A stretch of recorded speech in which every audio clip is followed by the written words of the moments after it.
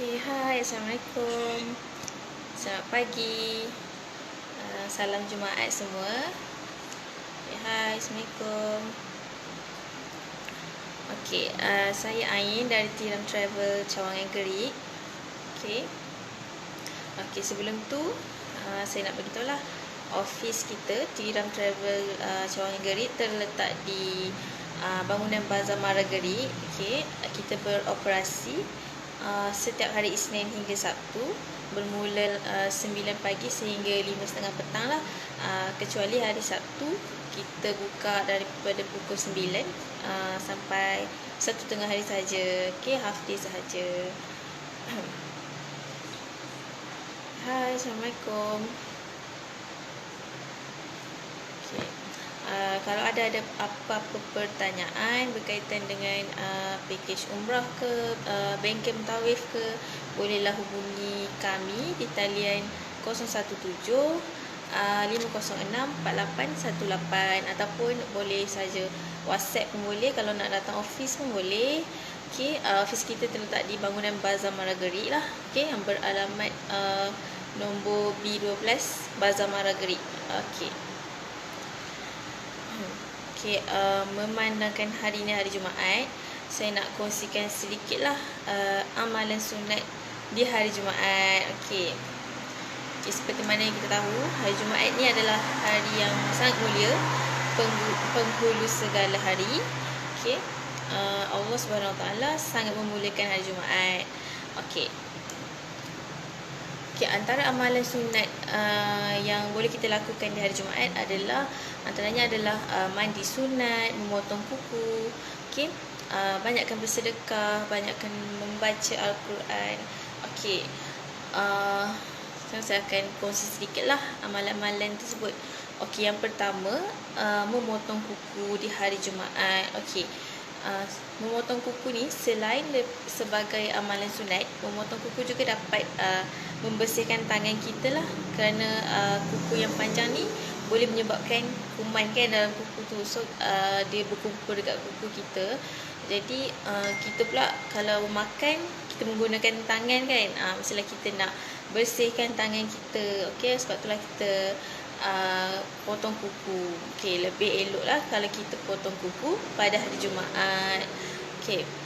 Itu adalah sunat lah. Yang seterusnya, amalan sunat yang kedua adalah mandi sunat. Sunat mengelokkan rupa paras dan membersihkan anggota tubuh badan. Sebelum keluar solat, seperti kita memendekkan, kalau bagi lelaki, memendekkan misai lah, mencukur misai ke, menggosok gigi ataupun sebagainya. Saya nak kongsi sikit lah dalam hadis, sebuah hadis. Dia ada menyatakan bahawa tidak mandi seorang lelaki pada hari Jumaat dan membersihkan dirinya setakat yang termampu. Seterusnya, beliau meminyakkan rambut, mengenakan wangi-wangian harum yang dimilikinya di rumah. Lantas dia keluar ke masjid dan dia tidak mencelah di antara dua orang dalam masjid itulah. Lalu dia bersolat apa yang diwajibkan ke atasnya, dan sesudah itu duduk diam sewaktu imam sedang berkhutbah, melainkan diampunkan segala dosanya di hari Jumaat tersebut hinggalah hari Jumaat yang akan datang. Maksudnya hari Jumaat minggu depan dan seterusnya lah. Itu dipetik daripada hadis riwayat Imam Al-Bukhari. Seterusnya, kita juga disunatkan untuk membaca surah Al-Kahfi di hari Jumaat lah. Ini adalah antara surah menjadi pilihan kerana dia ada ataupun orang cakap dia mempunyai pelbagai kelebihan yang boleh kita dapat daripada surah Al-Kahfi, daripada kita membaca surah Al-Kahfi. Antaranya adalah dapat menghindarkan diri kita daripada fitnah, dajjal dan pelbagai lagi. Tambah-tambah zaman sekarang ni, zaman media sosial ni, banyak fitnah Rasulullah SAW bersabda, sesiapa yang membaca surah Al-Kahfi pada hari Jumaat, nescaya akan diterangkannya dengan satu cahaya di antara dua Jumaat. Ini adalah daripada hadis riwayat Al-Nasai, Al-Baihaqi dan Al-Hakim. Seterusnya, amalan yang disunatkan kita buat di hari Jumaat adalah memperbanyakkan sedekah. Okey, kita sedekah pada hari Jumaat. Contohnya kita juga boleh sedekah kat masjid ke kan. Okey, sedekah antara amalan sunat yang dituntut dalam Islam lah. Okey, kerana dia dapat menyucikan harta kita, harta yang diberi dapat membantu bagi mereka yang memerlukan dan mengeratkan hubungan silaturahim sesama manusia. Okey, contohnya kita bersedekah dekat fakir miskin, dekat rumah anak-anak yatim ataupun masjid lah. Okey, banyak sebenarnya kebaikan kita bersedekah. Antaranya dia akan memberi, Allah akan memberi rezeki berlipat ganda kepada seisi keluarga kita lah. Okey, rezeki ni datang dalam pelbagai bentuk. Tak kisahlah antaranya wang ringgit ke, rezeki kesihatan ke. Okey, rezeki ni bukan semata-mata harta lah. Kalau kesihatan yang baik pun satu rezeki juga. Okey, selain itu pahala bersedekah dari Jumaat ni kita dapat pahala yang berlipat ganda lah. Okey,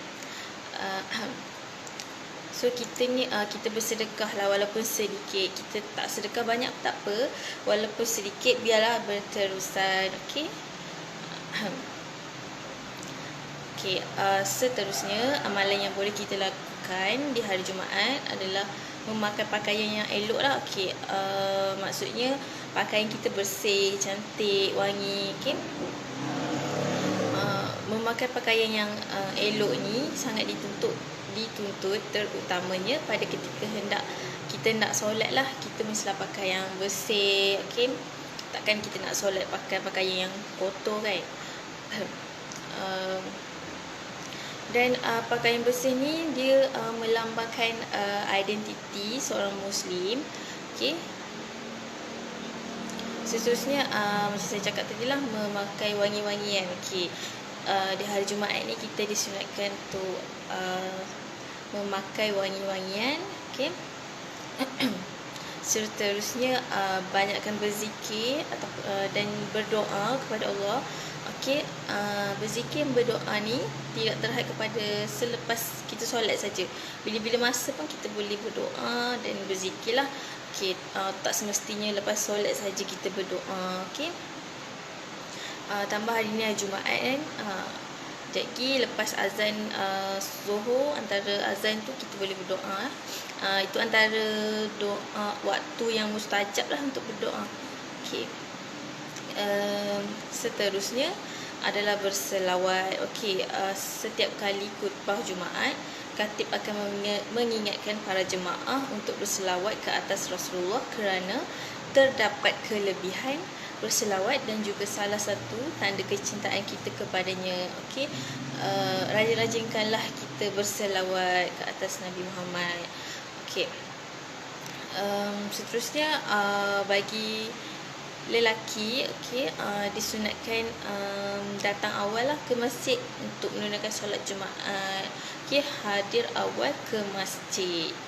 Okey, para jemaah digalakkan untuk hadir awal ke masjid bagi menunaikan solat Jumaat dan mendapatkan saf pertama untuk solat berjemaah. Selain itu, kalau kita datang awal ke masjid, kita juga boleh melakukan ataupun buat solat sunat lah sebelum solat Jumaat tu, sementara menunggu waktu kan. Okey, so kita boleh memperbanyakkan solat sunat. Okey, selain daripada solat fardu yang wajib dilakukan, okey, solat lima waktu, kita digalakkan untuk menunaikan solat-solat sunat seperti solat duha, solat sunat rawatib. Okey, diwajibkan juga ataupun kita digalakkan lah untuk bangun sepertiga malam untuk menunaikan solat sunat, tahajud dan lain-lain lah, bagi menambahkan pahala ataupun amalan kita. Okey,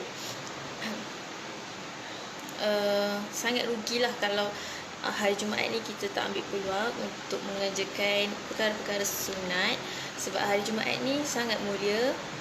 Allah sangat memuliakan hari Jumaat.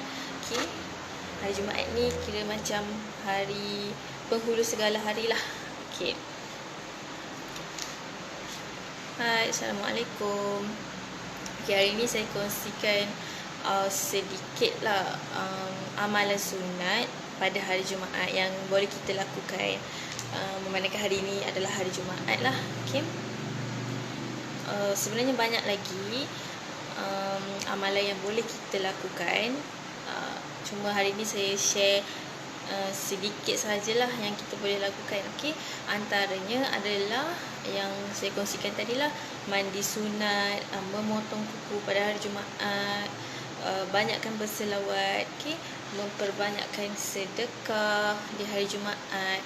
Okey, kita sedekah pun kita boleh mengeratkan hubungan silaturahim antara sesama manusia. Okey, contohnya kita bersedekah dekat orang miskin, rumah anak-anak yatim, masjid. Okey, dia boleh mengeratkan hubungan silaturahim lah antara sesama manusia. Okey, seterusnya membaca surah Al-Kahfi pada hari Jumaat. Okey, ni surah Al-Kahfi ni adalah surah yang menjadi pilihan lah sebab dia ada pelbagai kelebihan, okey, yang boleh kita dapati kalau kita baca surah Al-Kahfi. Okey, antaranya adalah ia dapat menghindarkan diri daripada fitnah, dajjal dan pelbagai lagi lah. Okay. Seterusnya memakai pakaian yang bersih, yang wangi, yang suci lah, tak kotor. Okay. Dan tak berbau busuk. Okay. Dan memakai wangi-wangian. Okay. Banyakkan berzikir, banyakkan berdoa, banyakkan berselawat kepada Allah.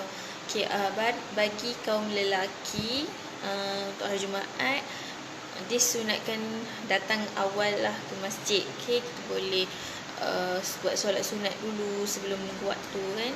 Okay, banyakkan berzikir dulu sebelum solat Jumaat. Okay. Hai, Assalamualaikum.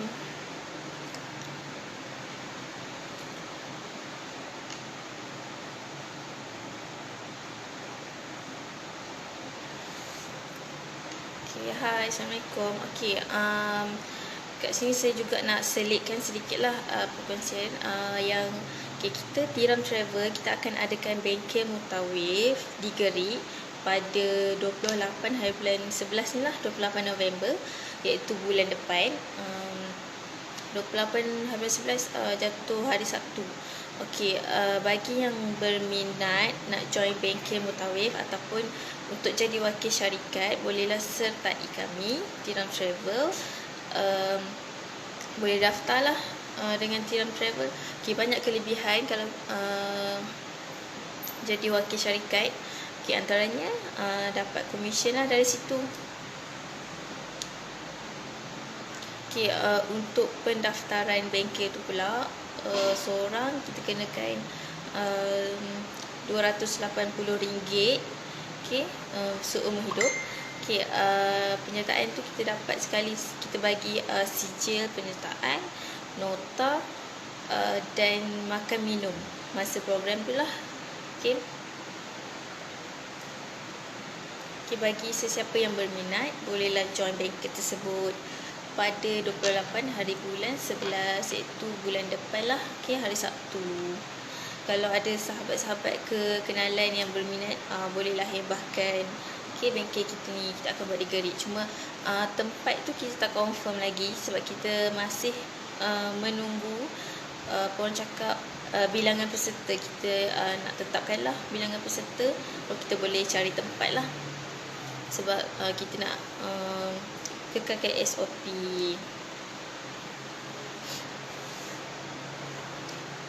Okay, hai, Assalamualaikum. Okay, hari ni saya tadi saya dah kongsikan sedikit apa cakap amalan sunat lah pada hari Jumaat. Okay, antaranya tadi yang dah saya kongsikan amalan sunat di hari Jumaat, iaitu memotong kuku, mandi sunat, okay, membaca surah Al-Kahfi, datang awal ke masjid, okay, sebelum solat Jumaat, berpakaian cantik, kemas, okay, bersih dan wangi lah. Banyak lagi amalan yang boleh kita buat. Okay, antaranya yang saya share tadi lah. Okey, selain itu bersedekah di hari Jumaat, banyak kelebihan bersedekah di hari Jumaat ni. Okey, banyak ganjarannya. Okey.